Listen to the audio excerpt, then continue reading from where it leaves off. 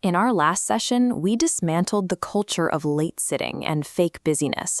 But now it is finally time to tackle the actual enemy of your daily output: stolen attention. Think of the ancient story of Arjuna.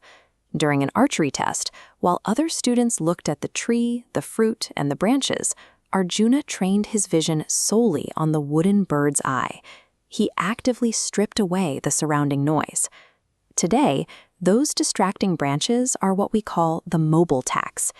Every ping from a group chat or email triggers a micro-release of dopamine.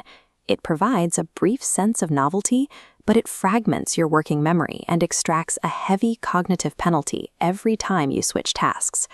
Your objective right now is to build a personal bird's eye focus block. We are going to stop paying this tax and reclaim your peak cognitive performance. Let's apply this immediately. Look at your daily schedule and identify one 60 to 90-minute window when your mental energy is highest, usually late morning. This is your dedicated time for complex problem solving. Look at this digital calendar layout. The day is highly fragmented by overlapping meetings. To protect your focus, you need to explicitly block out your chosen 90-minute window on your calendar so no one else can book it. When you defend this time, you set a firm boundary. You stop reacting to other people's priorities and create the psychological clarity required to actually execute your own. Pick up your smartphone. We need to shut down the primary sources of that mobile tax.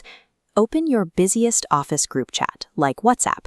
Find the settings menu and activate the toggle to mute notifications for 8 hours.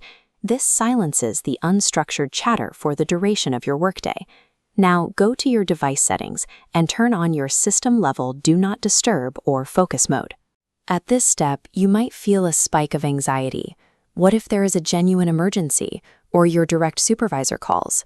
You can solve this within the same menu.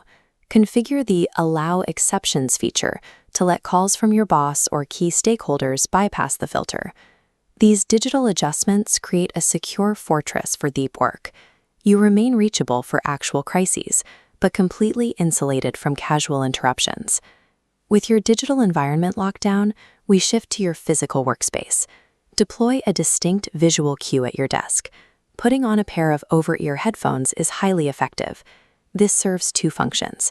Internally, the physical act of putting them on signals your brain to enter a flow state. Externally, it acts as a polite stop sign for approaching colleagues. In the beginning, people will ignore this boundary.